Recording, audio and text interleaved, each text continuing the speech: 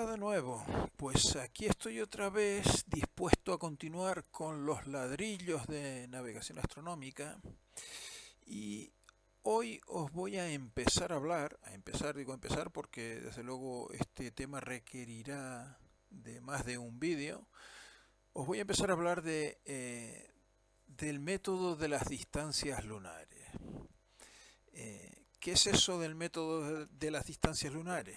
Bueno, pues esto fue una alternativa que se propuso para resolver el problema de determinar la longitud en la mar, determinar la longitud en navegaciones oceánicas, es decir, a partir de la observación de astros. No sé si conoceréis la historia de digamos, la pelea o la guerra que duró más de medio siglo entre John Harrison, el carpintero reconvertido en relojero que inventó el cronómetro marino, que al final fue la solución al problema de la longitud, y la propuesta de la ciencia oficial, digamos, liderada especialmente por Neville Maskelyne, que era el astrónomo real y el director del Real Observatorio de Greenwich en Inglaterra, que proponía como método para determinar la longitud en la mar el método de las distancias lunares, es decir, medir la distancia angular entre la Luna y un astro debidamente elegido, aquí pintado el Sol, pero no necesariamente era el Sol, la distancia angular entre la Luna y un astro debidamente elegido, lo cual permite determinar la hora en el meridiano de referencia, es decir, la hora UT, en el instante de esa medida.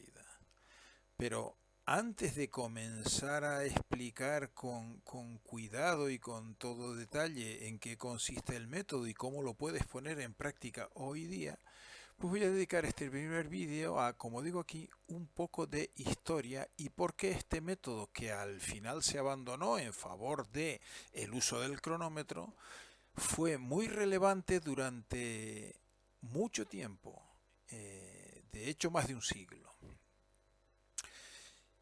Bien, pues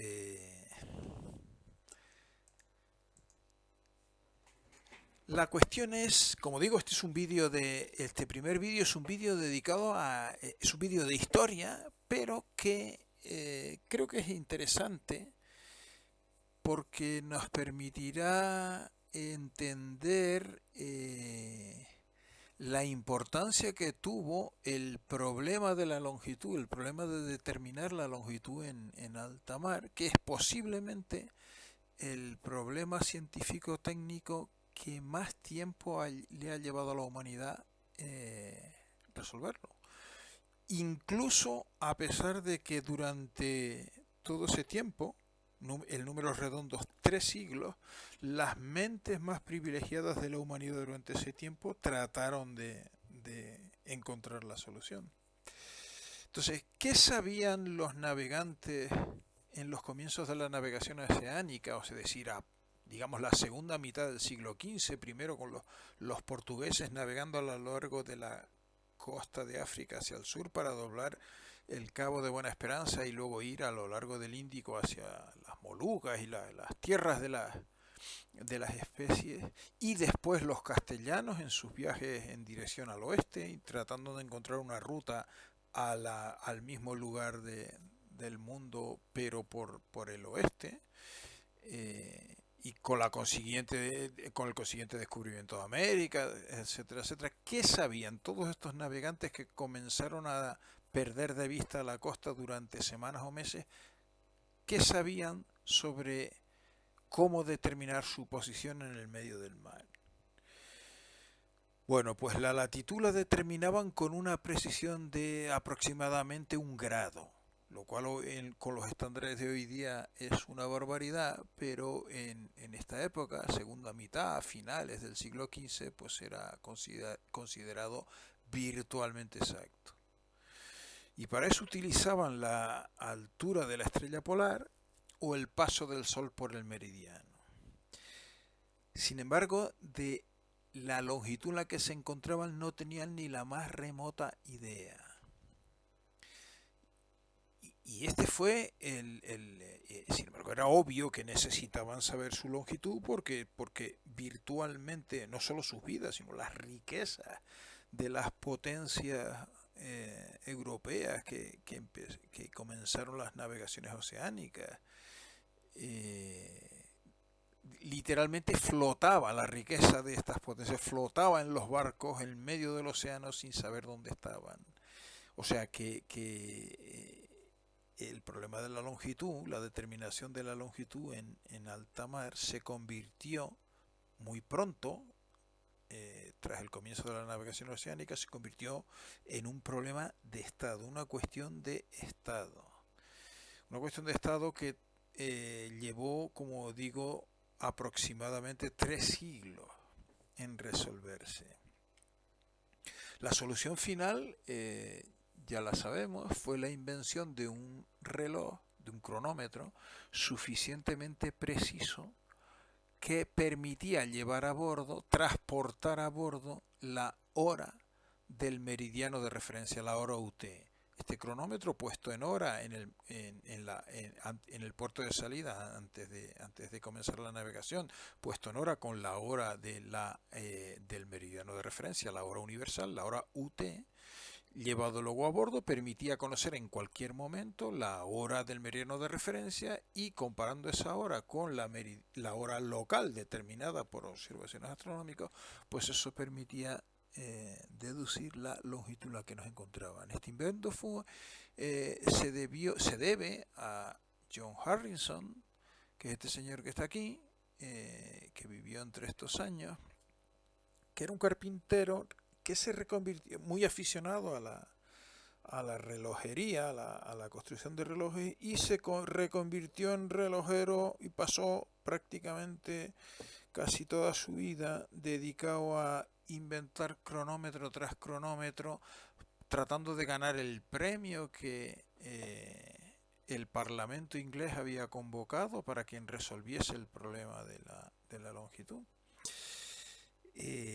No lo tuvo fácil porque a pesar de este es su prototipo número 4 de todos los 5 que presentó para ganarse el premio, y a pesar de que incluso el primero que presentó ya cumplía los requisitos establecidos por el Parlamento inglés para otorgarle el premio de 20.000 libras esterlinas, pues el hombre lo tuvo muy complicado porque la ciencia oficial de la época, representada por este señor de aquí, que es el astrónomo real y jefe del observatorio del Real Observatorio de Greenwich, Neville Maskelyne, pues este era el científico oficial, no estaba por la labor de permitir que un simple carpintero fuese a ganar semejante premio, y pues estuvo compitiendo con él durante buena parte del siglo XVIII, proponiendo el método de las distancias lunares, que consistía en lo que esquematizo aquí en esta figura. Consistía en medir la distancia angular entre la luna y un astro debidamente elegido. Ya iremos a qué es un astro debidamente elegido en los futuros vídeos. Y a partir de este ángulo se podía y se puede determinar la hora UT con suficiente precisión. Estoy casi convencido de que la pelea entre, digamos, estos dos, la competición, o como la queráis llamar, entre estos dos personajes, pues seguramente habéis oído hablar de esa pelea que duró casi buena parte del siglo XVIII. La tenéis muy bien contada en este libro que no sé si conocéis. Lo que ocurre es que este libro ha tenido tal divulgación que muchísima gente piensa que el problema de la longitud fue un problema que comenzó con la pelea de estos dos señores y se terminó resolviendo con la invención de un cronómetro suficientemente preciso por George Harrison. Y eso no es así. Como digo, el problema de la longitud comenzó nada más iniciarse la navegación oceánica a finales segunda mitad del siglo XV y no se resolvió hasta mediados, segunda mitad del siglo XVIII con la invención de este cronómetro. A pesar de que el método de las distancias lunares finalmente, digamos que perdió la contienda con el reloj, fue muy importante y se utilizó durante algo más de un siglo, a pesar de haberse inventado el cronómetro. Ya veremos por qué a lo largo de este vídeo. Entonces, con este vídeo, como digo, quiero comenzar una serie de unos cuantos de ellos que dedicaré a explicar este método, por si te interesa el tema y sobre todo por si tienes interés en ponerlo en práctica hoy día. Bien, antes de empezar, ¿por qué usar como distancia angular entre como distancia angular entre dos astros en el cielo para determinar la hora UT, la luna con otro astro en lugar de usar un par de astros cualquiera? Bueno, pues la razón es muy sencilla. La luna es el astro que se mueve más deprisa con respecto al fondo de estrellas más o menos fijas, visto desde aquí, visto desde nuestra posición sobre la superficie de la Tierra. Así que necesitamos, o sea, cuanto más rápido varíe la distancia angular, más preciso será la hora que podamos determinar. Esto es como si tú tienes un reloj que solo tiene una aguja, que es la aguja que te indica la hora, pues solo puedes precisar la hora que es, no puedes precisar el minuto ni el segundo. Si tienes un reloj que tiene dos agujas, que tiene una aguja que te indica la hora y la aguja más pequeña, que es el minutero, que te indica el minuto en el que te encuentras, entonces y por lo tanto el reloj, la aguja se mueve mucho más deprisa, claro, da una vuelta cada hora, la aguja pequeña, pues entonces tienes la posibilidad con ese reloj de determinar la hora que es con precisión de un minuto.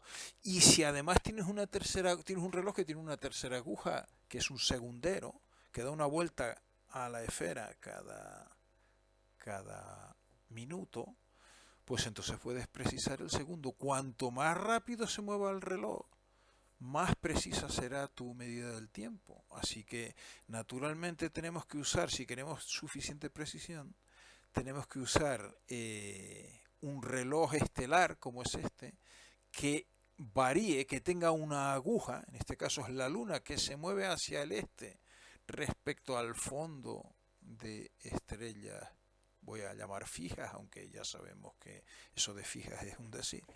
Pues necesitamos un reloj cuyo segundero, o sea la luna, se mueva con respecto al fondo de estrellas lo más rápido posible.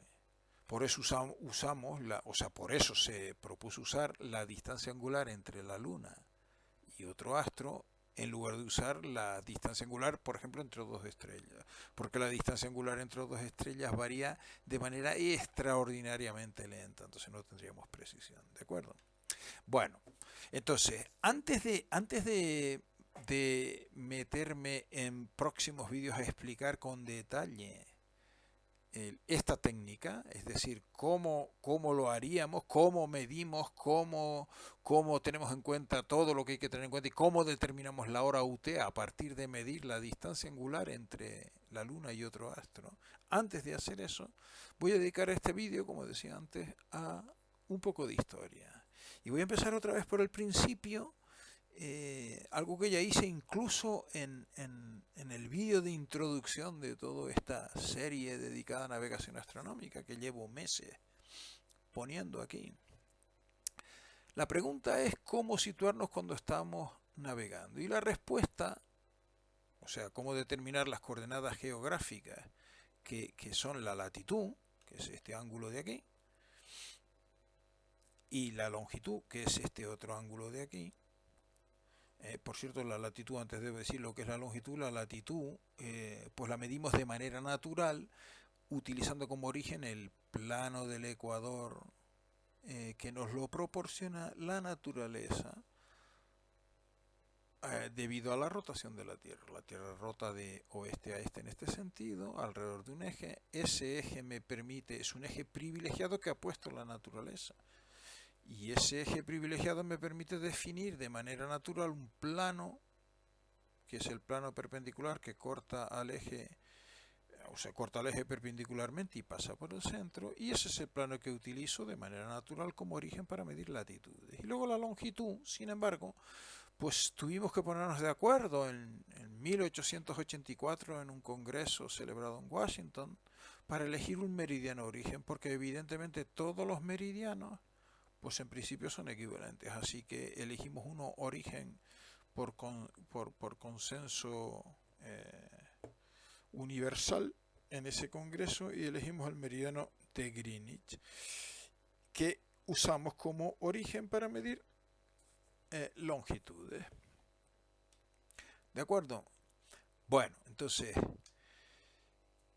la pregunta se traduce, claro, queríamos resolver la cuestión de cómo situarnos cuando estamos navegando. Evidentemente, como los barcos tienen la muy sana costumbre de permanecer a la misma distancia del centro de la Tierra mientras navegan, pues solo nos interesa, solo necesitamos estos dos ángulos para determinar su posición sobre la Tierra.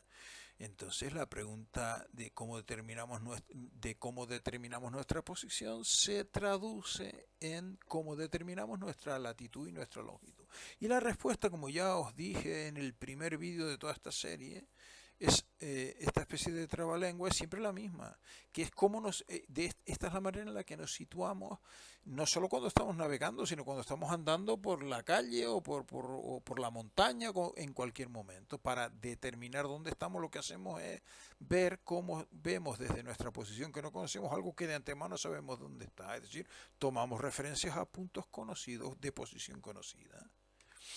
Y en alta mar, pues las únicas referencias son los astros. Así que la pregunta es que me hacía antes, al principio de este vídeo, que qué sabían los navegantes en los comienzos de la navegación oceánica sobre determinar la posición, se transforma en qué sabían de situarse con los astros. Y como ya adelanté antes, pues eran capaces de determinar la latitud con una precisión de 1 grado aproximadamente, pero no tenían ni idea de la longitud en la que se encontraban. ¿Y eso por qué? ¿Por qué tiene de distinto la longitud que no tiene la latitud, que hacía tan difícil determinar la longitud de la mar? Y la respuesta es la rotación de la Tierra. O sea, nos vamos otra vez a mi ya famosa nave espacial y vemos el problema desde fuera, y tenemos un planetita que es nuestro planetita rotando. Y cuando estamos en el medio del mar, los únicos puntos de referencia que tenemos, no tenemos faros a la vista, digamos, los únicos faros que tenemos son los astros que están en el medio que están en el cielo. Entonces, si por ejemplo me fijo en este astro que es el Sol, pues lo que ocurre es que esta es el polo de iluminación del Sol, como ya sabes que se llama, la proyección del astro sobre la superficie de la Tierra. Pues lo que ocurre es que desde el punto de vista de un observador sobre la superficie de la Tierra, el astro, o su polo de iluminación, pues se mueve, rota a lo largo de su paralelo de declinación, dando una vuelta por día. El paralelo de declinación no lo he dibujado, pero es el paralelo, pues paralelo al Ecuador, claro. Y pues el astro el polo de iluminación da una vuelta al día. Entonces, con respecto a un navegante que anda por aquí y que quiere situarse usando como referencia estos astros, pues ¿qué es lo que tenemos? Que este es el meridiano, el círculo horario del Sol en este instante. Pues lo que tenemos que en dirección norte-sur, es decir, en la dirección en la que medimos la latitud, pues la posición de este punto es prácticamente constante. Ya sabéis que la declinación del Sol y de las estrellas varía, pero varía muy lentamente. Ya sabéis con toda la serie de vídeos anteriores a qué se deben esas variaciones de la declinación. latitud con comillas del Sol o de los astros, de los planetas, la latitud de los astros, este ángulo, ¿por qué varía lentamente con el tiempo? Sin embargo, pues desde el punto de vista de determinar la latitud, al menos aproximadamente, pues este ángulo es prácticamente constante. Y sin embargo, en la otra dirección, en la dirección este-oeste, pues evidentemente este punto varía de posición, de longitud, a toda máquina, a razón de números redondos 15 grados por hora.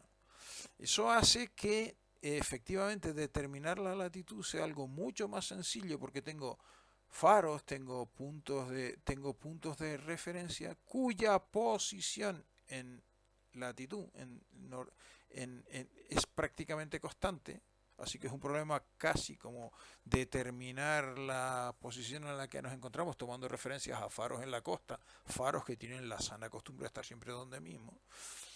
Y sin embargo, el problema de determinar la longitud, pues no es así, porque son faros que corren en dirección oeste a muchísima velocidad. ¿De acuerdo? Y por lo tanto, esto es lo que hace, claro, como ya sabéis muy bien, que determinar la longitud esté inevitablemente, sea algo inevitablemente inseparable de la capacidad de saber la hora, de medir la hora, de medir el tiempo con precisión.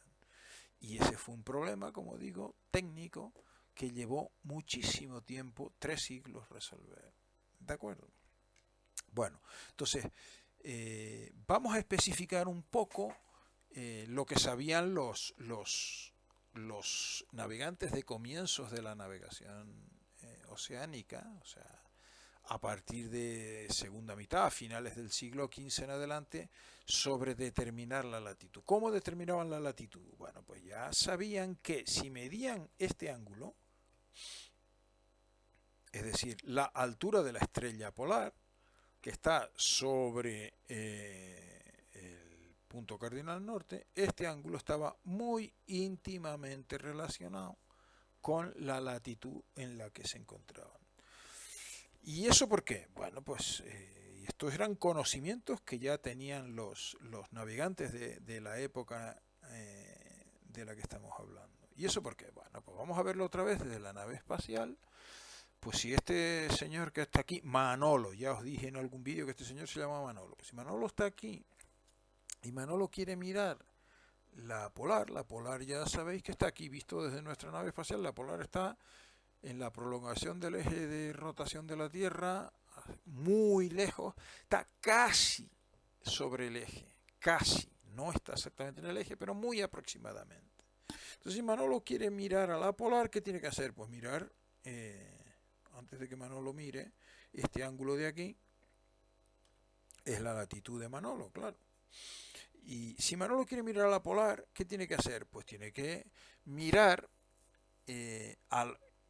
mirar hacia el norte, este es el horizonte de Manolo, mirar hacia el norte y mirar hacia la polar. Para mirar hacia la polar lo que ha de hacer es mirar en esta dirección, evidentemente paralelo a esta dirección, porque la polar está sobre este eje, pero a una distancia tan brutal comparado con el tamaño de este planetita, que evidentemente la luz que viene de la polar al polo norte y a Manolo pues son rayos paralelos, así que la polar Manolo la ve en esta dirección, no hay paralaje. ¿De acuerdo? Bueno, entonces este ángulo del que estamos hablando aquí, ¿quién es este? ¿No? Esta es la altura de la polar sobre el norte, que mediría Manolo con pues su sextante. En esa época no había sextante, había ballestilla. Pues con la ballestilla, este ángulo. ¿Y este ángulo qué tiene que ver con este de aquí? Pues este ángulo es la latitud. ¿No? ¿Por qué? Estos dos ángulos son iguales, ¿por qué? Pues no, porque este lado, perdón, es paralelo a este, es perpendicular a este, perdón, y este es perpendicular a este, y como ya recordáis de vuestra tierna infancia, si dos ángulos tienen los lados perpendiculares, 2 a 2, pues son iguales, así que este ángulo y este son iguales, ¿de acuerdo? Así que este ángulo es la latitud de Manolo. Claro que ¿Por qué entonces no tenían más que una precisión de, como he dicho antes, de 1 grado y no podían obtener con mayor precisión la latitud? Bueno, pues porque evidentemente el aparato que tenían para medir es, como decía, una ballestilla, que es esto que tenéis aquí. De manera que, pues ya sabéis cómo funcionaba esto, ¿no? El observador tenía que mirar con su ojo a la vez su visual a la polar y la visual al horizonte, y lo que hacía era enrasar esas dos visuales con los extremos de la varilla esta móvil, movía la varilla, hasta que estaba en esta situación, estaba enrasando su visual al horizonte con este borde de aquí y enrasando su visual a la polar con este borde de aquí. Y entonces pues aquí ya tenía un triangulito rectángulo, con lo cual ya tenía como sabía las medidas de todo esto, pues ya tenía los ángulos adecuadamente, ¿no? Como comprenderéis, la precisión de esto no es muy allá, ¿no?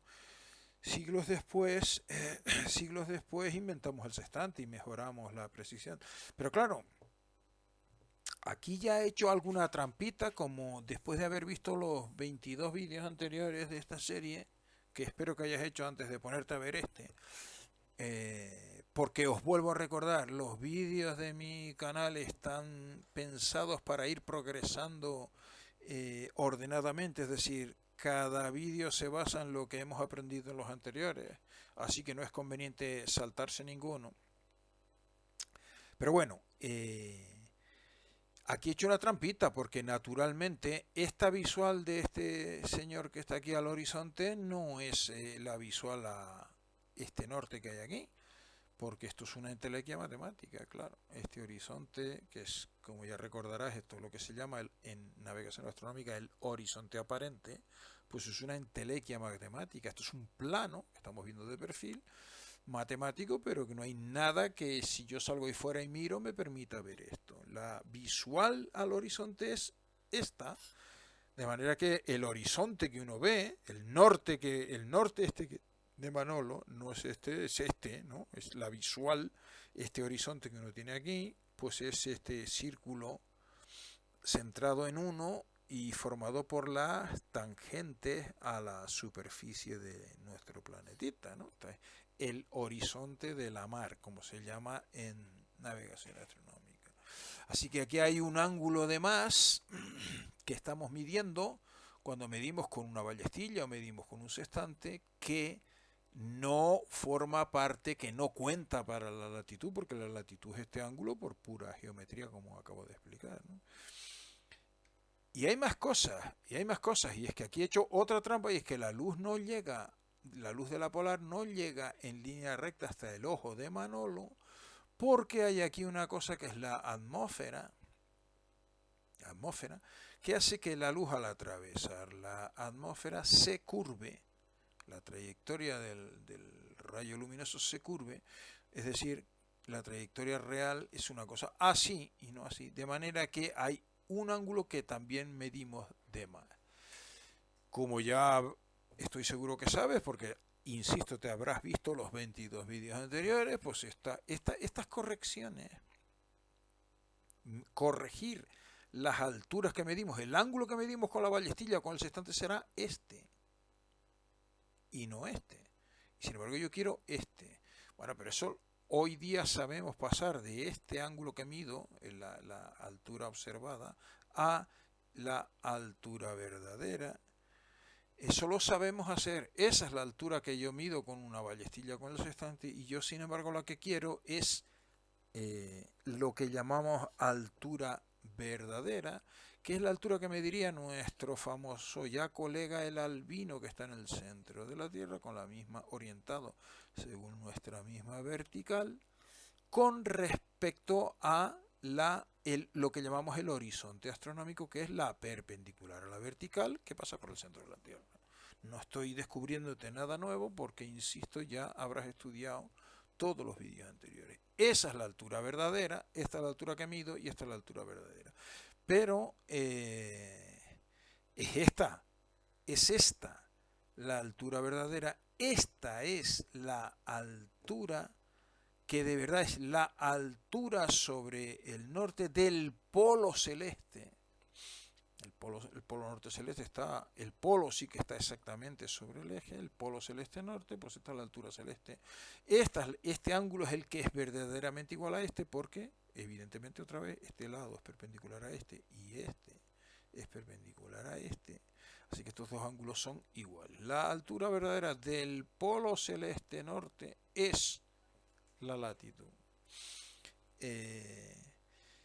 Claro, en la época de Cristóbal Colón y contemporáneos de los que estamos hablando, ¿qué sabían de corregir la altura que medían con este instrumento para pasar de altura observada a altura verdadera? Pues no tenían ni idea de la refracción no tenían ni idea de la refracción de la luz, claro. Esto fue algo que hasta el siglo XVIII no tuvimos claro. Y por lo tanto, pues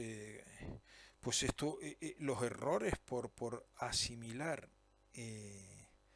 altura observada a altura verdadera, pues no los podían evitar. ¿Son muy grandes esos errores? Pues no. Porque, por ejemplo, si medimos, si vais al almanaque y miráis cuál es la corrección por depresión del horizonte para alguien que está a 10 metros sobre el nivel del mar, que para las carabelas de esa época, pues esto es incluso algo mucho, pues la corrección es de solo, con comillas, hoy día con nuestros estándares eso es una barbaridad, no tener en cuenta una corrección de 5,6 minutos, pero en la época que estamos hablando, pues esto es prácticamente despreciable. Y la corrección por refracción, para una altura, digamos, si mido la polar en una altura de 40 grados, o lo que, pues es de solo, todavía menor, 1,2. Así que por despreciar, por despreciar la refracción y la depresión del horizonte, por asimilar esta altura observada a la altura verdadera, el error que estábamos cometiendo, pues es, pues esto, del orden de menos de 10 minutos, de arco. Con lo cual, bueno, si he dicho antes que la precisión que obtenían era del orden de 1 grado, ¿a qué se deben los otros 50 minutos? Evidentemente, la gran parte de esa falta de precisión se debe a que, evidentemente, con este instrumento no podemos pretender, con esta manera de medir este ángulo, no podemos pretender precisiones muy allá, ¿no? Hoy tenemos este otro aparatito que se consiguió a mediados del siglo XVIII cuando entendimos finalmente las propiedades de la óptica geométrica, las propiedades de reflexión y de refracción de la luz. Y así pudimos inventar un aparato que se basa en la doble reflexión de la luz, cuyo principal logro es poner en el mismo punto del visor, aquí donde pone el observador el ojo, poner los dos puntos cuya separación angular quiero medir, el horizonte y el astro. Los hago coincidir aquí, con lo cual pues es fácil comprender que consigo una mejora tremenda en la precisión. Pero evidentemente aquí hay una falta de precisión enorme, pero hay más cosas. Hay otra fuente de error y es que vuelvo a decir que aquí está claro, quien es igual a la latitud del observador es la altura del polo celeste, la altura verdadera del polo celeste y no de la polar. Es decir, hay otra fuente de error y es que la estrella polar no está exactamente en el polo norte celeste, está muy cerca, pero no exactamente. ¿Cómo de cerca está? Pues este año, en el 2021, pues aquí tenéis la polar, estamos ya en noviembre, pues mirar, 21,4. O sea, 89 grados, 21,4. La estrella polar está casi en el polo, pero hay un poco más de 30 minutos, un poco más de medio grado de distancia angular al polo. si os hacéis una cartita del cielo, esto es el 12 de octubre de este año, a las 2 horas UT desde 40 grados norte. Aquí tenéis la polar y la crucecita esta azul es el polo norte. Esperad que me pongo las gafas porque cada vez veo menos. Como veis aquí hay una pequeña distancia angular entre las dos, que es quién. Pues en octubre, esto lo he puesto para octubre, pues en octubre era 21,2, pues 60 menos 21,2, 38,8 minutos es este ángulo de aquí, entre la cruz, que es el polo norte celeste, y la polar. Así que ahora, claro, si el polo, yo no puedo medir la altura del polo porque en el polo no hay nada, yo mido la polar. Pero claro, ahora la polar, al no estar exactamente en el polo, pues lo que hace la polar a lo largo del día, como cualquier otra estrella, es describir un círculo en este sentido, de este a oeste, con centro el polo, claro, que es el eje de rotación. Así que ahora, dependiendo de la hora del día, de dónde esté la polar respecto al polo, cuando yo mido la altura de la polar, estoy introduciendo un error. Que si lo mido cuando está, si tengo la mala fortuna de medirlo cuando la polar está en el justo sobre el, está hacia arriba del polo o hacia abajo, pues estoy cometiendo el máximo error, 38,8 minutos de más o 38,8 minutos de menos. Y si tengo la fortuna de medir cuando la polar está a la misma altura que el polo, pues entonces no estoy cometiendo error por identificar polo y polar. ¿De acuerdo? O sea que fijaros, hoy, si medimos, o sea que fijaros cómo es la situación. Si hoy día que tenemos la polar a 38,8, del orden de medio grado, un pelín más de medio grado del polo, y teníamos 10 minutos porque cometíamos de error como mucho por identificar altura observada con la altura verdadera, o sea, pasar olímpicamente de la depresión del horizonte y de la refracción, pues todavía ni siquiera, así que si medimos esta altura con un sextante hoy día, que la medimos muy bien, pues el error que estaríamos cometiendo en la latitud sería pues 38,8, vamos a poner 40 más 10, 50, o sea, de todavía algo menos de un grado cometeríamos de error por identificar polar con polo y pasar de depresión de horizonte y de refracción. Hoy día. Claro que esto es hoy día, pero en épocas de Colón y contemporáneos la cosa era bastante más grave porque, claro, recordaréis el vídeo de donde os expliqué las coordenadas horarias que proporciona el almanaque. Pues dediqué más de medio vídeo o del orden de medio vídeo a explicaros por qué cambian las coordenadas de las estrellas y de los astros cuando habíamos dicho hasta entonces que las estrellas eran puntos fijos. Y recordaréis que os hablé del movimiento de precesión del del movimiento de precesión de la Tierra. El eje de rotación de la Tierra precesa, de manera que, o sea, la Tierra no rota como una bola, una esfera que rota alrededor de un eje que está fijo en el espacio. El eje de rotación de la Tierra precesa, es decir, la Tierra rota como una peonza. Su eje de rotación describe, recorre la superficie de un cono, describe, así que apunta contra las estrellas que están muy lejos, apunta a un punto que va recorriendo un círculo en esta dirección hacia el oeste, en un periodo que eran, os recuerdo, 27.000 del orden de, no, 25.700 años, de ese, 26.000 años, números redondos. ¿De acuerdo?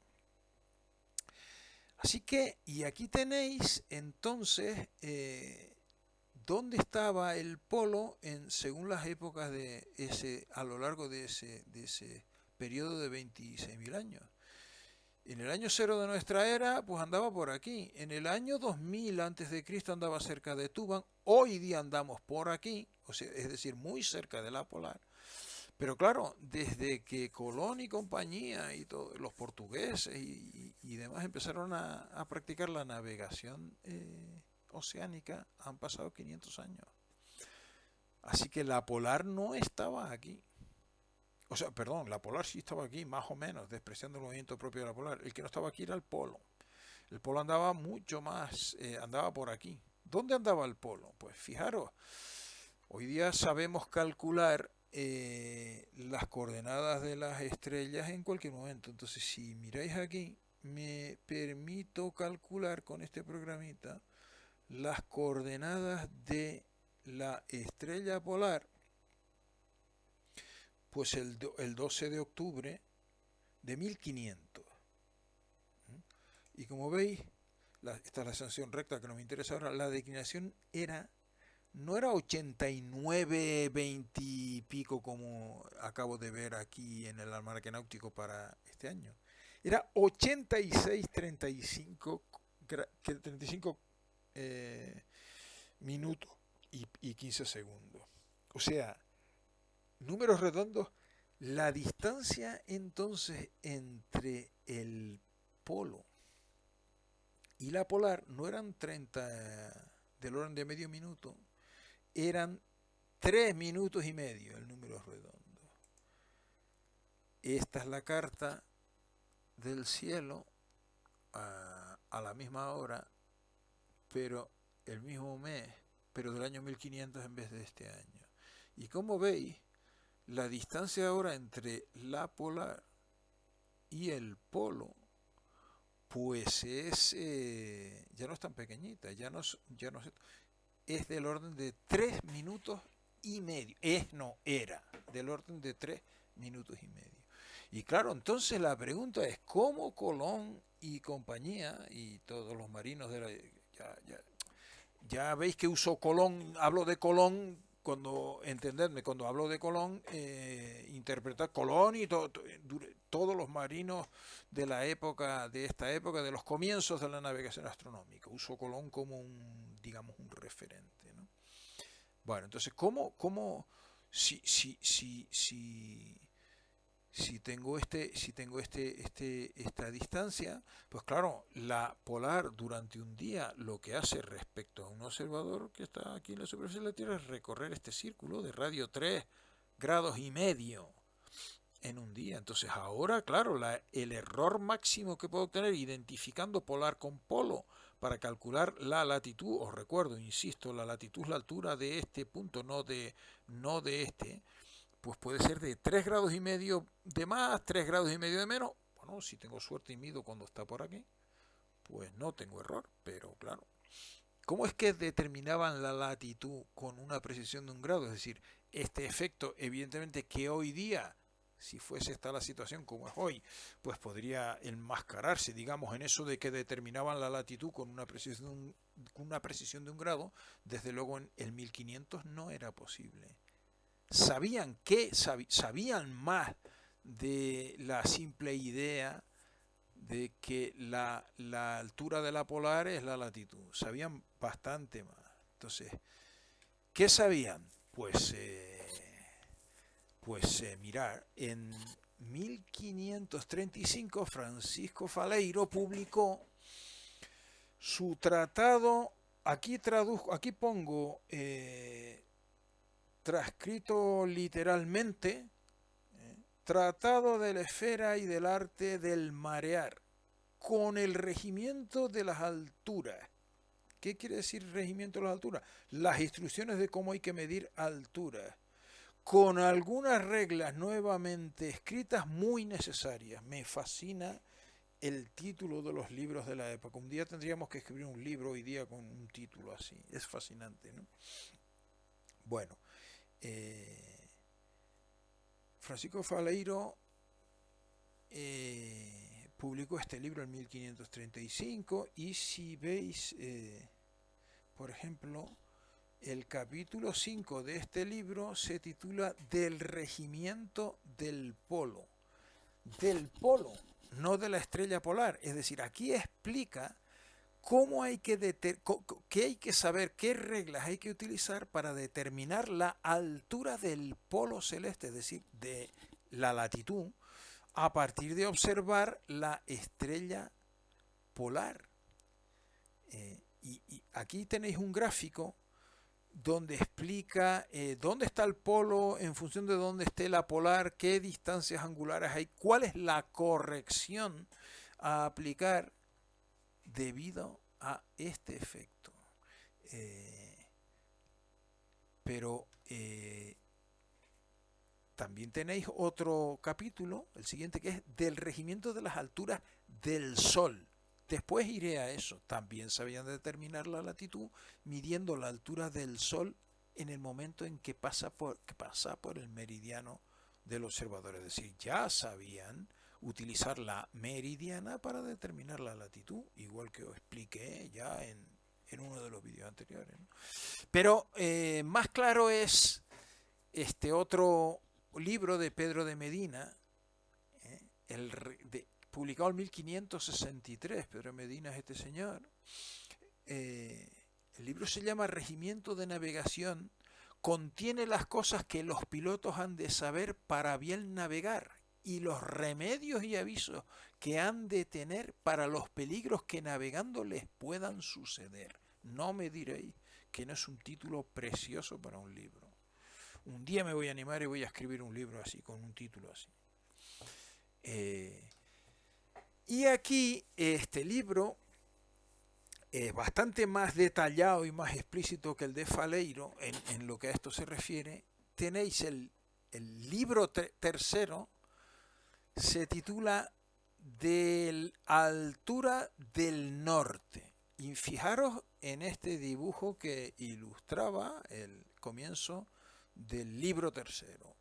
Un señor mirando con una ballestilla el norte, y mirar este dibujo. ¿Veis el polo? La polar, esta es la osa menor. La polar, que es el extremo de la pértiga de la osa menor, que es lo que ellos llamaban el norte. Pero distinguían el norte, que era la estrella polar, de el polo. Y sabían perfectamente que la latitud era la estrella, no era la altura de la polar, sino la altura del polo. Y como veis, pinta el polo y la trayectoria, el circulito, el paralelo diario descrito por la polar, visto por este señor a lo largo de un día. Y luego mirar lo que pone aquí.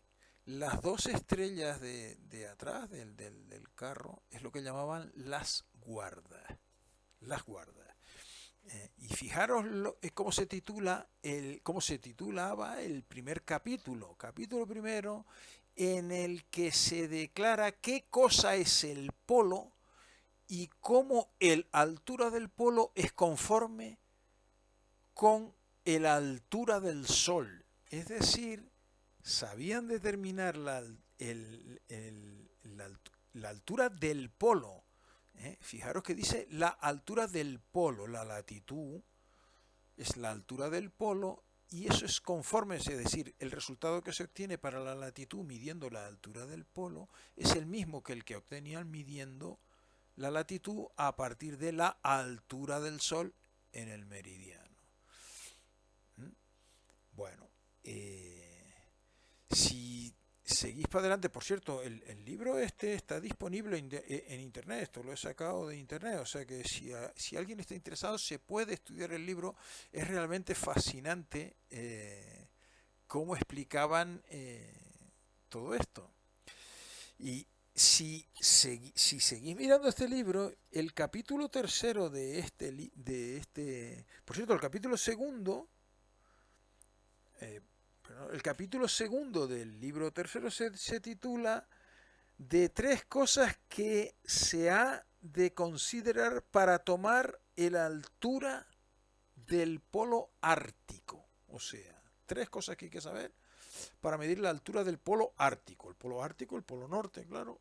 La altura del polo, como veis, está continuamente refiriéndose a la altura del polo, no la altura de la polar. Insisto, eso es muy importante, porque este radio, angularmente, era 3,5 grados, no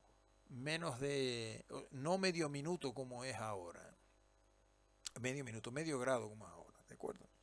Bueno, entonces, y el capítulo tercero de este libro es de los grados que el estrella del norte, ahora habla de el estrella del norte, o sea, la polar, está debajo o encima del polo. ¿Y cómo se ha de hacer la cuenta para saber su altura estando en los 8 rumbos principales? ¿Qué quiere decir eso? Pues que quiere decir que utilizaban las guardas para saber cuál es, claro, a medida que pasa la hora, el tiempo, la polar y toda la osa menor rota en este sentido alrededor del polo.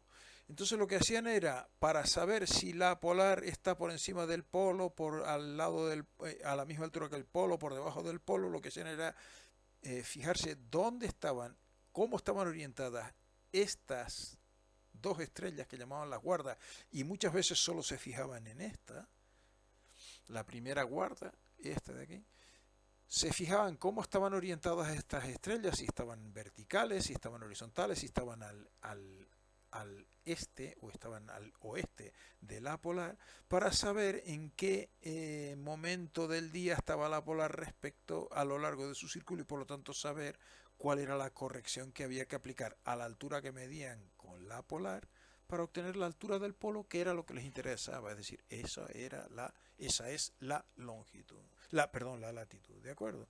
Entonces, por ejemplo, mirar aquí lo que dice.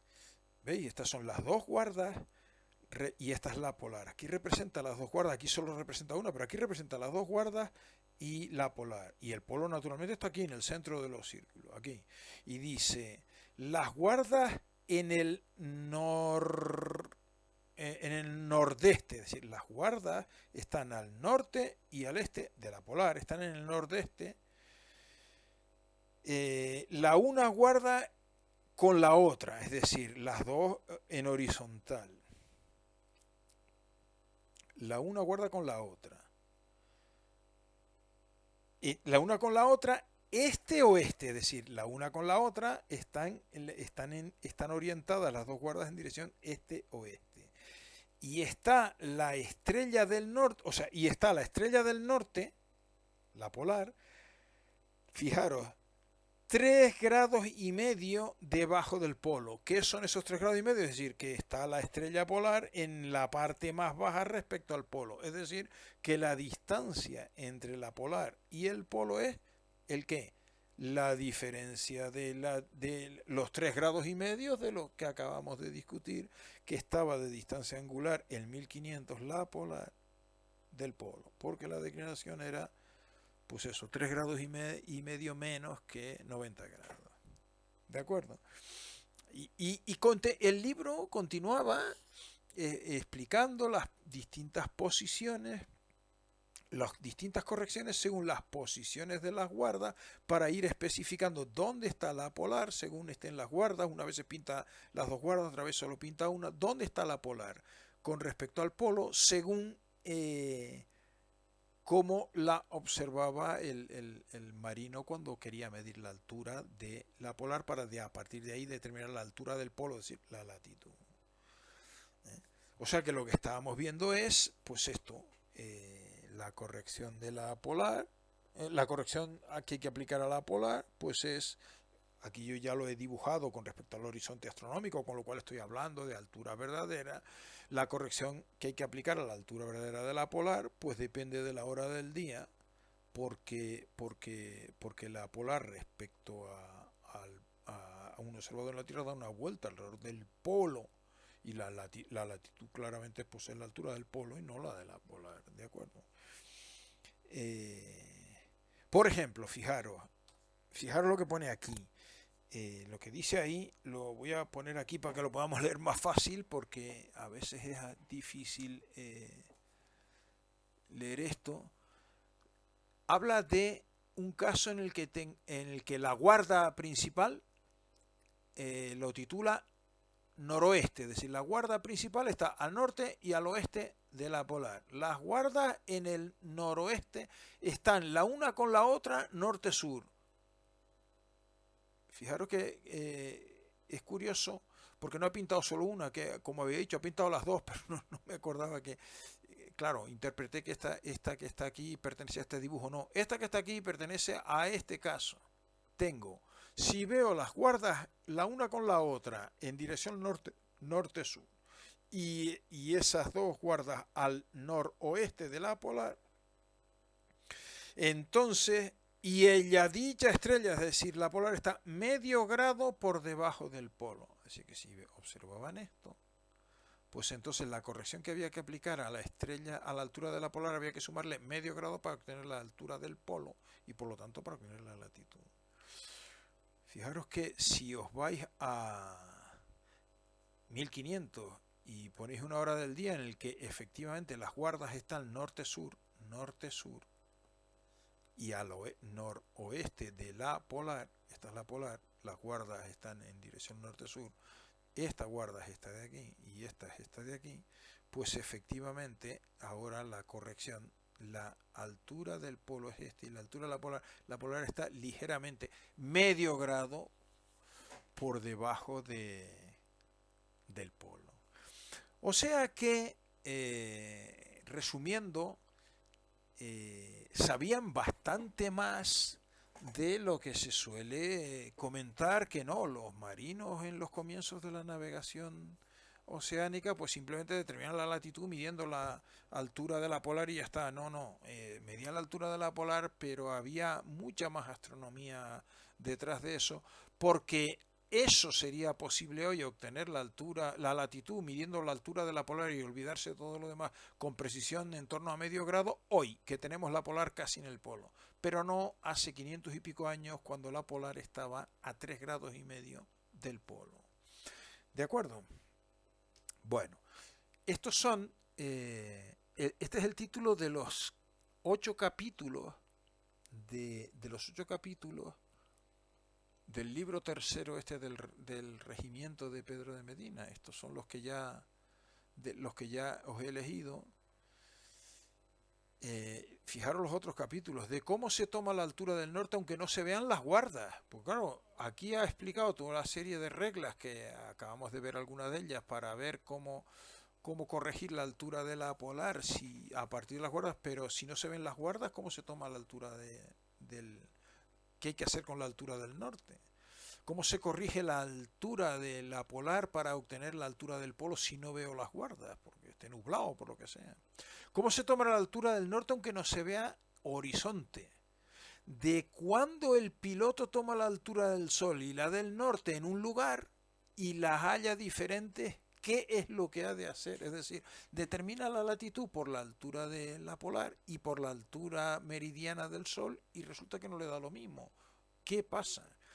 De cuando se va navegando y no se puede tomar altura en muchos días, ¿qué orden se debe tener?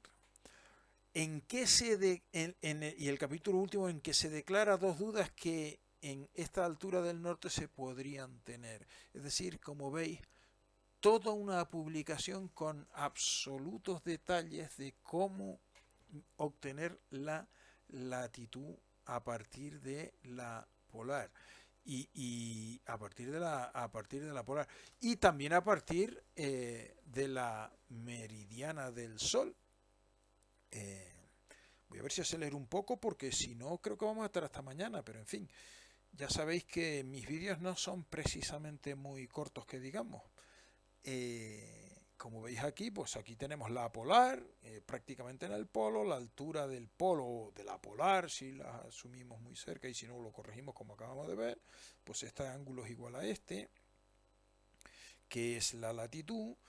Y también, pues a partir de la altura meridiana del Sol, en el momento que el Sol pasa por el meridiano, pues como ya sabéis muy bien, pues la altura meridiana del Sol y la declinación nos permiten calcular la latitud de manera muy sencilla. En este caso, con una declinación sur, como en este caso, pues esta es la relación obvia, porque esto de aquí a aquí son 90 menos estos son 90 grados, o sea, la latitud que es esto,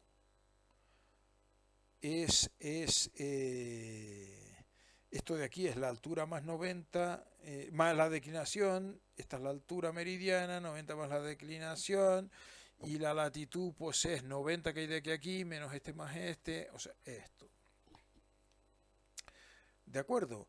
Y esto también lo sabían Colón y contemporáneos y llevaban a bordo tablas de declinación. Las tablas de declinación se conocían, bueno, la declinación varía día tras día por la inclinación del eje de rotación de la Tierra y que ocasiona también las estaciones. No voy a insistir en esto porque esto lo tenéis a estas alturas, lo tenéis extraordinariamente claro, creo yo. Pero Colón y compañía ya tenían ya desde el siglo XIII ya se publicaron tablas con la declinación del Sol en función de la fecha, las tablas mandadas a hacer por Alfonso X el Sabio, las tablas alfonsíes, aunque no, en principio parece ser que no con fines de navegación, claro, sino con fines médicos y estas cosas, de astrología y estas cosas, pero que se usaron en navegación y después, en torno a 1470 y pico, pues Abraham Sacuto, que era un astrónomo de la Universidad de Salamanca, pues publicó su almanaque perpetuo. Hay constancias de que Colón llevaba en su primer viaje una copia del almanaque perpetuo de Abraham Sacuto, que además tenía tablas no solo de declinación, no solo de la Luna, perdón, del Sol, sino también de los planetas que se ven a simple vista y creo recordar que también de la Luna. Así que estos marinos de estos comienzos de la navegación astronómica podían determinar la latitud no solo con la altura de la polar, sino también con el paso del Sol por el meridiano. Claro, esto era fundamental cuando, particularmente para los portugueses, cuando se adentraban en el hemisferio sur para doblar el Cabo de Buena Esperanza e ir hacia la, hacia Oriente, los territorios de las especies, ¿no? Porque, claro, en cuanto pasas al sur del Ecuador, pues dejas de ver la polar, así que todo el tema del regimiento del polo, pues absolutamente inútil, claro. ¿De acuerdo? Bueno, entonces, en resumidas cuentas, estos marinos sabían determinar la latitud con una precisión en torno, digamos, a 1 grado. Y eso lo consideraban, digamos, exacto para la época. Y ese grado venía, pues, el error de 1 grado, pues, procedía esencialmente, pues, de un conjunto de imprecisiones. Claro, no conocían la corrección por refracción, depresión del horizonte, tenían en cuenta la distancia del polo a la estrella polar, pero claro, como comprenderéis, pues estas reglas gráficas de más o menos si está al norte, está al noreste, medio grado, pues son bastante aproximadas y sobre todo usaban una ballestilla que permitía la precisión que permitía. Si tenéis en cuenta todo eso, determinar la latitud con una precisión de 1 grado, pues era realmente muy meritorio, ¿no? ¿Y qué sabían de la determinación de la longitud en el mar? Pues no tenían ni idea. ¿Y eso por qué? Pues como ya expliqué antes, porque la rotación de la Tierra en sentido del cielo se traduce en que el cielo rota hacia el oeste respecto a un observador en la Tierra, y eso hace que la longitud esté inevitablemente, la determinación de la latitud esté inevitablemente ligada a saber medir diferencias de tiempo. Lo vamos a poner aquí un poquito más detallado. Claro, ¿cómo puedo medir la longitud? Perdón, yo estoy navegando por aquí. En el momento en el que un astro está pasando por el meridiano, anoto la hora. Y con respecto a este señor que anda aquí fondeado, pues el astro es el astro, no somos nosotros los que rotamos, sino es el astro el que rota en esta dirección. Un tiempo después, cuando es en el instante T2, pues el astro está pasando por su meridiano. Anotamos la hora T2 y entonces pues, tenemos que hacer una regla de 3. El tiempo que ha tardado la estrella en ir de aquí a aquí es T2 menos T1, pues si en 24 horas recorre 360 grados en T2 menos T1, que es el tiempo que ha tardado en ir de aquí a aquí, ha recorrido este ángulo que es el diedro entre el meridiano de referencia, el meridiano de Greenwich, y su meridiano, es decir, este ángulo diedro es la longitud en la que se encuentra. Claro, que hay dos trampas. La primera es que este señor o señora, que no sabemos lo que es, pues no puede ver, cuando él está aquí, no puede ver pasar el astro por el meridiano. ese problema está resuelto, claro, y estaba resuelto en esta época, porque los astrónomos saben predecir en qué hora del meridiano, de este meridiano, el astro está pasando por aquí, y lo publican por adelantado en un almanaque que el marino lleva a bordo. Así que el problema de determinar T1 estaba resuelto. Pero ¿y T2?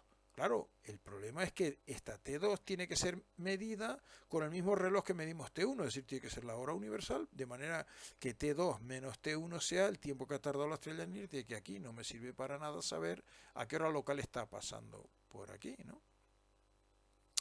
Entonces, claro, ¿eso qué quiere decir? Que para yo poder saber cuál es este ángulo, es decir, para saber esta diferencia, tengo que medir T2 con el mismo reloj con el que medí T1, es decir, tengo que medir T2 en hora universal. O sí que no me queda más remedio que transportar en el barco la hora del meridiano de referencia. Hemos de llevar a bordo un reloj que indique permanentemente la hora del meridiano de referencia, la hora universal, o sea, UT. De manera que entonces pues T2 menos T1 sean diferencias de hora con el mismo reloj y por lo tanto mida esta diferencia sea el tiempo que ha tardado la estrella en ir de aquí a aquí. Y claro, no sé por qué he puesto otra vez esta figura, pero bueno, sí, no tengo más que medir para determinar la latitud, pues, perdón, la longitud, pues observo el instante en el que el Sol está pasando por aquí. Y como sé en qué, observo, o sea, mido la hora UT en el que está pasando por aquí. Eso es T2. Y como sé T1 porque me lo da la almanaque, pues ya está, ¿no? Pero claro, no tenía un reloj que fuese capaz de hacer esto en 1500. ¿Cómo navegaban entonces? Pues las cuatro claves de la navegación en esta época, ¿cuáles eran? El rumbo se determinaba con la aguja náutica, que es un invento que trajeron, que introdujeron los árabes siglos antes. El rumbo se determinaba con la aguja náutica y se representaba sobre la carta. La distancia se determinaba ayudadas por la correa de barquilla, aunque la correa de barquilla yo creo que fue algo posterior. Las primeras descripciones que hay sobre la correa de barquilla son realmente posteriores. Es decir, la distancia que navegaba el barco a medida que iba pasando el tiempo se basaba en la experiencia del piloto. Es decir, el piloto intuía, digamos, más o menos a qué velocidad iba el barco y sabía entonces, según el tiempo que iba transcurriendo, pues cuánto había navegado el barco. La latitud se determinaba mediante las observaciones astronómicas, mediante la polar o el sol, como acabo de discutir, y la longitud se deducía de los tres cálculos anteriores, es decir, estima, pero claro, una estima, la navegación por estima, que no se podía comprobar en lo que a longitud se refiere porque no había medio de determinarlo. La navegación por estima hoy día, si la practicas comprobando tu posición con navegación astronómica, digamos, con que tú atraviesas el Atlántico hoy día navegando por estima, pero comprobando la estima, corrigiendo la estima, digamos, con que la corrijas una vez al día con navegación astronómica, pues es una navegación perfecta. Pero claro, si no puedes determinar más que la latitud, pues tienes una indeterminación en la longitud enorme. Así que, bueno, los portugueses practicaban un método, claro, como los portugueses navegaban mayormente en dirección norte-sur, bordeando África, pues practicaban un método que llamaban el método de altura y distancia. Que lo que hacían era determinaban la latitud antes de iniciar la travesía, es decir, la latitud del puerto de partida. Más adelante, a lo largo del viaje, determinaban otra vez la latitud regularmente por medio de la altura del Sol o la altura de la polar. Así que con esa manera tenían la diferencia de latitud entre los dos lugares y por lo tanto y que la transformaban en millas o en leguas, en la unidad de medida que usaran, y eso le permitía al piloto saber la distancia que se habían navegado hacia el sur o hacia el norte. Claro, pero la longitud, pues digamos que a los portugueses les preocupaba poco porque navegaban esencialmente en dirección norte-sur. Pero claro, Este método es adecuado, esto no sé por qué me ha salido un poco desplazado, este método es adecuado para navegar en direcciones norte-sur, que era la que hacían los portugueses, pero para las navegaciones este-oeste, en dirección este-oeste, como la que practicaban los españoles, los castellanos, que iban para América, pues el método de la altura y la distancia no es útil. Así que esta gente lo que navegaban era siguiendo el principio de paralelo correr, tierra encontrar. Es decir, sabían la latitud del puerto al que querían llegar, navegaban en dirección norte-sur hasta estar en esa latitud que sí que podían medir, y entonces ponían rumbo este o rumbo oeste, según si iban para América o venían de América, y mantenían rumbo este-oeste todo lo posible hasta encontrarse el destino por la proa. ¿De acuerdo? Hay que decir que a esta manera de navegar le ayudaba el régimen dominante de vientos en el Atlántico. Iban con los alisios, por eso bajaban hacia Canarias y luego ponían rumbo hacia el oeste. Y para volver navegaban hacia el norte hasta que estaban en la latitud del puerto de destino en la península, y entonces ponían rumbo oeste y venían con los portantes. Es decir, lo mismo que hacemos hoy día para ir y volver al Caribe. Pero claro, o sea, como comprenderéis, esta manera de navegar, pues es fácil entender que la precisión era realmente lamentable, y claro, había tragedias y situaciones poco deseadas, ¿no? O sea, consiguientes pérdidas de vidas, de bienes. Por ejemplo, el Cano tuvo un incidente debido a esto en su viaje de regreso en la vuelta al mundo, cuando sustituyó a Magallanes y volvía desde las Molucas hacia la península. Pues se encontraba, cuando estaba tratando de doblar el Cabo de Buena Esperanza para poner luego rumbo norte y remontar el Atlántico, pues él lo estaba haciendo, estaba lejos de la costa, no veía la costa de donde estaba, pero según sus estimaciones, pues ya había traspaso, no, había traspasado, no traspaso como aquí, había traspasado el cabo, así que puso rumbo norte para comenzar a subir el Atlántico, y se encontró, cuando ya apareció la costa, se encontró la costa de África a más de 1000 kilómetros, estaba a más de 1000 kilómetros al este todavía del cabo, es decir, había doblado, había cambiado de rumbo más de 1000 kilómetros antes de tiempo. Ese error, evidentemente, con su manera de estimar la longitud a la que se encontraba, pues no es de extrañar. Y además, no sabían determinar la longitud, con lo cual este error se debía no solo a los errores de la estima, en este caso del Cano, sino que es que además la longitud de partida, la longitud de las Molucas, pues tampoco estaba bien determinada, porque no tenían bien determinada la longitud de nada.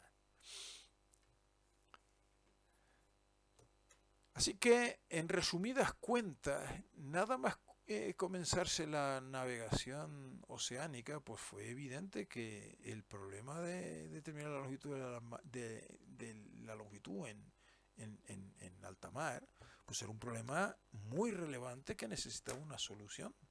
Se convirtió en una cuestión de Estado para las potencias europeas con intereses en ultramar.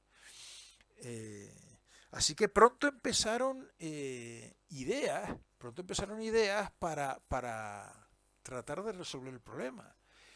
Y fijaros que ya en 1514, un astrónomo alemán que se llamaba Johann Werner, o como se pronuncia esto, propuso la primera solución al problema. Y fue precisamente utilizar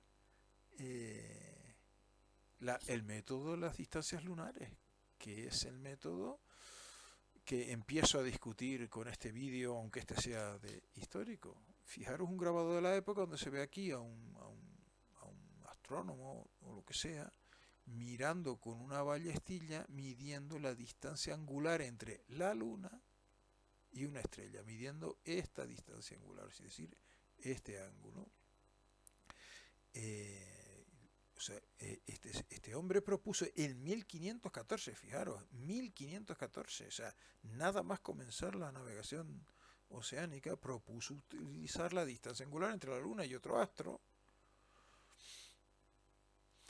para determinar la longitud, porque esa distancia en un instante dado es la misma, la midas desde donde la midas. Entonces, ¿qué proponía? Pues llevar en el barco un almanaque con estas distancias precalculadas, o sea, las distancias previstas. Yo publico unas tablas en el almanaque donde digo, tal día, a tal hora, en el meridiano de referencia, la distancia angular es tal, a tal hora es tal, a tal hora es tal. Ahora yo mido una y veo a qué hora del meridiano de referencia es esa, la distancia angular es la que he medido, esa es la hora UT. De esa manera puedo saber la distancia, la hora UT esté donde esté, simplemente midiendo la distancia angular entre la Luna y otro astro, insisto, debidamente elegido, que ya explicaré lo que quiere decir debidamente elegido.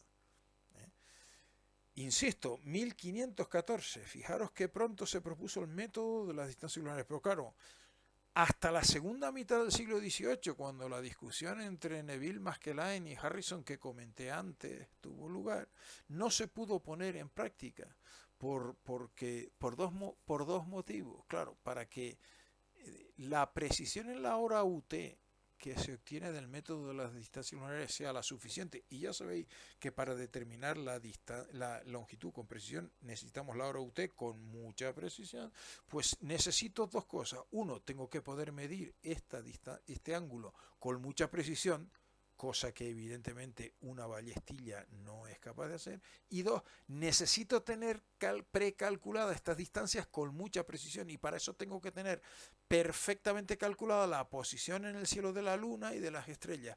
Y ninguna de las dos cosas, ni los instrumentos de medida, ni las posiciones de las estrellas, sí, pero de la Luna no. La Luna es el astro cuyas posiciones, cuyas coordenadas son más difíciles de calcular porque está muy cerca, se mueve muy rápido y está sometida a muchas perturbaciones debido a mucha gente. No está afectada sola por la atracción de la Tierra, sino también del Sol, de los demás planetas, etcétera, etcétera, ¿no?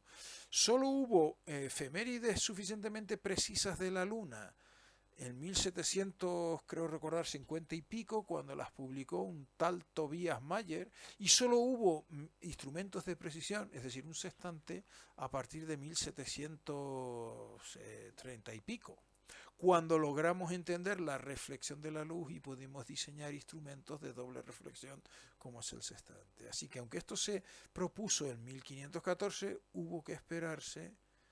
tuvimos que esperar hasta, como digo aquí, la segunda mitad del siglo XVIII para poder poner en práctica este método.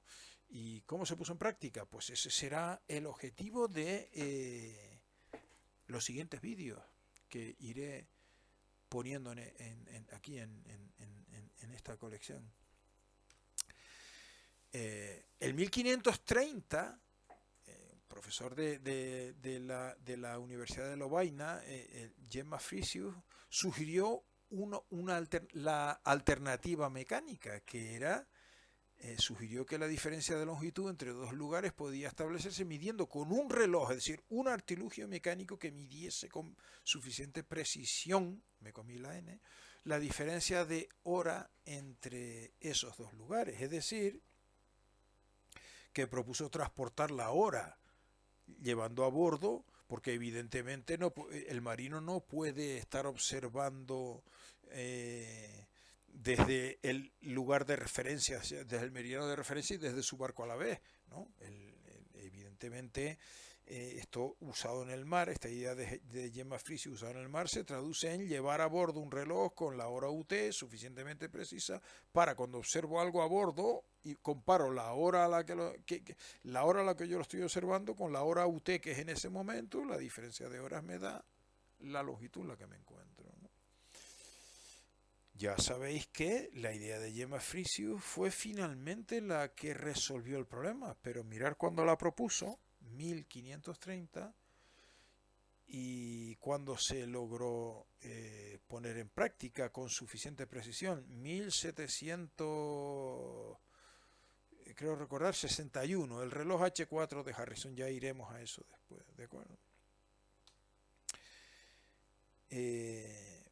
Claro, esto es lo que estaba diciendo. La idea es magnífica, pero puesto que los astros se mueven muy deprisa, a 15 grados por hora, necesito un reloj que con precisión de un segundo, porque claro, en 4 segundos el astro se ha desplazado un minuto de arco, con lo cual si quiero precisión necesito precisiones de un segundo. Y eso, con los relojes que tenía Colón y compañía, pues evidentemente no era posible, ¿no?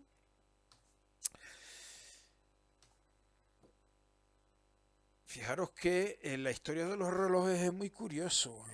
El reloj de péndulo, estos eran los relojes en la época de Colón, las ampolletas de Colón y compañía, el Cano y toda esta gente. Los primeros relojes que en tierra fija eran capaces de mantener una precisión de un segundo suficiente tiempo, pues fueron los relojes de péndulo. El primer reloj de péndulo lo diseñó Galileo, pero fijaros ya cómo ha pasado el tiempo, 1637. Fue un reloj de péndulo diseñado por Galileo, pero nunca llegó a terminar el prototipo y no se puso en funcionamiento. Así que el primer reloj de péndulo que funcionó es de 1656. Y por eso se atribuye el invento del reloj de péndulo al que construyó que fue Christian Huygens. 1656, más de un siglo después, siglo y medio después de comenzada la navegación oceánica. Pero es que, claro, evidentemente un reloj de péndulo en un barco pues no puede funcionar porque los balanceos del barco destrozan, dan al traste completamente con la precisión de un artilugio como este, ¿no? Así que el final de la historia lo sabéis. El primer reloj que cumplió y que demostró su capacidad para transportar la hora UT en el barco fue este que está aquí, que es el H4 de Harrison, que doy algunos datos aquí, medía 13 centímetros de diámetro y pesaba 1,5 kilos. Lo probó su hijo William en un viaje a las Indias Occidentales que salió de Inglaterra el 18 de noviembre de 1761 y llegó a Jamaica el 19 de junio de 1762, es decir, pues esto, 7 meses después. Y el reloj había atrasado solo 5,1 segundos. Claro, fueron estos los únicos intentos, es decir, hasta que no hubo esto, no pasó nada con el problema de la longitud. No, el problema de la longitud es un problema muy largo y hubo muchísimos intentos que voy a resumir brevemente aquí, aunque el vídeo se alargue un poco, porque creo que, insisto, este es un problema científico, uno de los problemas científicos, si no el más largo, pues evidentemente de los más largos, ¿no? La pregunta es, ¿hay alguna manera de resolver el problema de determinar la longitud sin necesidad de transportar la hora a bordo? Bueno, uno de ellos es el que había propuesto el astrónomo alemán, el Werner, ¿no? Las distancias lunares, que es observar simultáneamente el mismo evento astronómico desde el meridiano de referencia y desde otro barco. Y desde el barco, o sea, claro, cuando digo observar simultáneamente quiere decir que, claro, yo no puedo observar simultáneamente si estoy en el barco y desde el meridiano de referencia, pero puedo predecir a las horas del meridiano de referencia a la que ocurre el evento que es simultáneo en el meridiano de referencia y en mi barco, y que yo desde el barco lo observo, y a qué hora ocurre en el meridiano de referencia, pues lo llevo tabulado en un almanaque náutico a bordo. Eso era lo que proponía Werner con las distancias lunares. Así que, bueno, y ya hubo propuestas en este sentido, además de la de Werner de las distancias lunares, pues por ejemplo en 1555, Alonso de la Cruz, en su libro de las longitudes, un libro que se llamaba Libro de las Longitudes y Manera que hasta ahora se ha tenido en el arte de navegar, con sus demostraciones y ejemplos. En este libro Decía textualmente que presupuesto que fuesen en las naos hombres doctos con buenos instrumentos para hacer las tales consideraciones, y que en los lugares de do salieron, llevasen bien calculados los eclipses por hombres doctos en astrología, para saber precisamente el día y hora y punto de ella. Hora y punto, o sea, hora y punto de ella es hora y fracción, ¿no? O sea, en que había allí de comenzar o acabar los tales eclipses, podrían averiguar harto precisamente la longitud de cualesquiera lugares donde se pudiesen hallar a los de donde partieron. Es decir, ¿qué está diciendo? Pues observar, llevar a bordo las predicciones de las horas de comienzo finales de los eclipses de luna, y observarlo desde cualquier otro lugar en lo que esté, y otra vez lo mismo que las distancias lunares, pero en vez de observar la distancia entre la luna y una estrella, pues observo la hora a la que empieza un fenómeno que es simultáneo desde cualquier punto desde el que lo pueda ver, como es el comienzo o el final de un eclipse. Por cierto, este libro se le presentó al rey, a Felipe II, este libro que es este, que lo podéis descargar gratuitamente de internet si estáis interesados en leer estas cosas. Este libro fue presentado a Felipe II en, como digo aquí, en 1555 por este hombre en forma de manuscrito, y el rey prohibió por razones de Estado su publicación, para evitar que potencias competidoras dispusieran de la información que contenía, entre otras, esta manera de determinar la longitud. El libro esta es la primera edición del libro, se publicó por primera vez en 1921. Desde 1555 hasta 1921 permaneció en secreto. Muy interesante, lo tenéis gratuitamente en internet. Claro, este método que proponía este hombre, Alonso de Santa Cruz, pues evidentemente en la mar no servía, porque, claro, hay poquísimos eclipses de luna, y el navegante necesita situarse a diario, al menos, o sea, todos los días. Entonces, pues evidentemente no servía para determinar la longitud de la mar.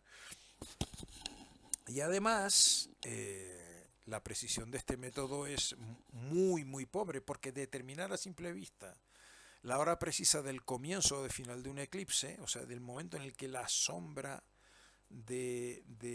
comienza a tapar al astro eclipsado, pues es prácticamente imposible de determinar con precisión, de manera que el error obtenido en la longitud con este método pues es una barbaridad de grande. Sin embargo, se utilizó en tierra firme. En 1577 el rey Felipe II ordenó que se hiciesen mediciones desde todos los lugares del imperio, aprovechando los 2 eclipses de luna que estaban previstos para ese año, con el fin de dimensionar sus territorios de manera más exacta y mejorar la cartografía. Bueno, o sea que se tardaron 3 siglos en resolver el problema de la longitud, y la solución final ya sabéis cuál fue, ¿no? O sea, la solución final es la que he explicado en toda la serie de 22 vídeos anteriores de esta. En los 22 vídeos anteriores de esta serie. Medimos la altura de un astro con el sextante, anotamos la hora UT a la que hemos medido, aplicamos las correcciones necesarias y obtenemos la altura verdadera. Entramos en el almanaque náutico y calculamos la hora, las coordenadas horarias, horario en Greenwich y declinación del astro en el instante de la observación. Esas son las coordenadas del centro del círculo de altura sobre el que necesariamente nos encontramos en el instante en que medimos la altura.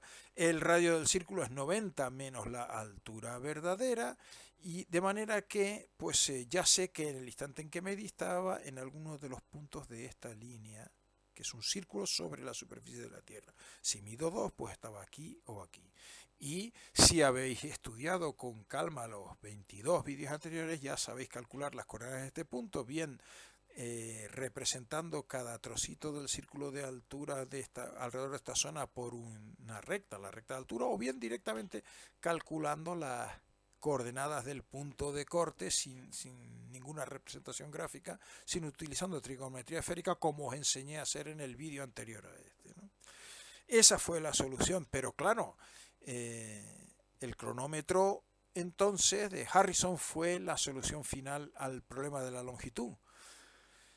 Pero durante los 3 siglos que se tardaron desde el comienzo de la navegación astronómica hasta encontrar esta solución, hubo más intentos de distinto tipo. Intentos que fueron incentivados, espoleados por una serie de premios convocados por las potencias europeas para quien lograse resolver el problema de la longitud. O sea, casi todo el mundo conoce como comenté al principio de este vídeo, conoce digamos, la pelea, la competición durante durante muy buena parte del siglo XVIII entre Harrison y Maskelyne, entre el cronómetro y las distancias lunares. Pero ese no es toda la historia. El Parlamento inglés convocó su premio en 1714 y es cuando comenzó la competición entre estos dos personajes, pero habíamos comenzado a navegar de altura 3 siglos, casi 3 siglos antes. Entonces, y el problema fue evidente, como ya he comentado, desde los inicios de la navegación. Quien primero estableció una recompensa a quien presentase un método que permitiese determinar la longitud en el mar fue el propio Felipe II en 1567. Y después su hijo, Felipe III, en 1598, aumentó el premio que había prometido su padre, ofreciendo 6.000 ducados más una pensión vitalicia de 2.000 ducados y otros 1.000 ducados de ayuda para gastos, para el prototipo y para diseñar el prototipo. A este concurso de la corona española se presentó ni más ni menos que el propio Galileo Galilei, que tenéis aquí. ¿Y qué propuso Galileo Galilei? Pues propuso un método consistente en, otra vez, observar eclipses, pero proponía utilizar los instantes de los eclipses de los satélites de Júpiter que él mismo había descubierto en enero de 1610. Y descubrió los satélites de Júpiter, los 4 más importantes, en 1610, y ya en 1612 propuso este método a la corona española para optar al premio que había convocado Felipe III. Discutió el método proponiendo soluciones prácticas a los diferentes problemas que le oponían. Hasta 1632 estuvo discutiendo con la comisión creada por la corona española para discutir las propuestas. Y cuando vio que España que la corona española no estaba por la labor, y además por esta época, al final del primer tercio del siglo XVII, pues España fue el final del siglo de oro. España entró en crisis por razones que no vamos a discutir ahora, y en mi opinión crisis de la que no hemos terminado de salir aún. Entonces pasó a ofrecer su idea a los Estados Generales de Holanda, que habían convocado un concurso en torno a 1600. Entre 1636 y 1637 estuvo tratando de convencer a Holanda de su idea. Tampoco logró convencerlos de que su idea era viable en la mar. Fijaros que, claro, esto era otra vez la idea de usar eclipses, pero claro, con dos ventajas con respecto a los eclipses de luna. Uno es que los eclipses de los satélites de Júpiter hay muchísimos, hay más de 1000 al año. Y punto uno. Y punto dos, los satélites de Júpiter, pues con un telescopio los vemos como un punto, con lo cual el instante de lo que él defendía es que el instante del eclipse, pues no es como el comienzo de una sombra que no sabes decir cuándo ha empezado. Tú ves a veces aparecer el satélite, digamos, en un instante preciso, con lo cual él sostenía que la hora de determinar en la práctica, observando la hora del eclipse, pues era mucho más preciso que determinar la hora del comienzo de un eclipse de luna. Claro, la corona española, por ejemplo, le dijo le contestó en fin, que observar satélites de Júpiter con un telescopio desde la cubierta de un barco que se está moviendo como de mala manera, pues es prácticamente imposible. Pero él no se rindió y propuso ideas muy curiosas, como por ejemplo esto que llamó un chelatone, que era fijar el telescopio en un casco, de manera que estuviese permanentemente alineado con el ojo del observador, de forma que pues, no tuviese que estarlo sujetando. Y además también propuso crear una silla, una especie de, bueno, una suspensión cardán formado por dos semiesferas, como veis, separados por una distancia muy pequeña, que proponía rellenar de aceite, de manera que la de dentro flotaba en el aceite, o sea, una suspensión cardán. Y luego proponía fijar este artilugio en la línea de crujía del barco para minimizar así los efectos de la, del balanceo del barco, del movimiento del barco. Bueno, nunca consiguió ganar el premio ni en España ni en Holanda. Nunca se llegó a poder utilizar el método de Galileo a bordo de un barco, pero sí en tierra para cartografiar los territorios que se iban descubriendo, e incluso se rehizo en Francia. Fue muy popular este método, llevado a Francia por Cassini, que fue director de la sección de astronomía de la Academia de Ciencias de Francia, y se llegó a declarar como método oficial para determinar la longitud en la cartografía, en los territorios descubiertos. Y por eso iba normalmente en los viajes de descubrimiento, pues iba también un astrónomo a bordo, para poner en práctica este método y determinar con precisión la longitud de los diferentes territorios que se iban descubriendo. Bueno, entonces en 1666 pues Luis XIV fundó la Academia de Ciencias de Francia, encomendándole entre otros cometidos científicos el avance en las ciencias de navegación y la mejora de los mapas y las cartas de navegación. Aquí es donde entra lo de usar el método de Galileo para determinar la longitud de los territorios descubiertos y mejorar la cartografía. Y con tal fin la Academia creó el Observatorio de París en 1667. Y en 1715 también dedicó uno de sus premios a quien lograse progresos en navegación. Y posteriormente en Gran Bretaña los esfuerzos comenzaron con la fundación del Observatorio de Greenwich en 1675 por el rey Carlos II, inspirado por lo que habían hecho los franceses 8 años antes con el Observatorio de París. Y en 1714, como decía antes, el Parlamento británico creó el Board of Longitude y aprobó el decreto de la longitud, que estableció un premio de 20.000 libras para quien presentase un método que permitiese determinar la longitud en el mar con un error menor de 30 minutos de arco. A todos esos concursos se presentaron muchas ideas, claro, espoleados por la fortuna que suponían. Por ejemplo, 20.000 libras esterlinas de esta época, he leído por ahí en algún sitio, no sé si será verdad o no, que equivaldrían hoy día, en puestos en dinero constante, equivaldría hoy día en torno a 1,5 millones de euros. No sé si será verdad, pero vamos, era un dineral en cualquier caso. Entonces se presentaron ideas, muchas de ellas peregrinas.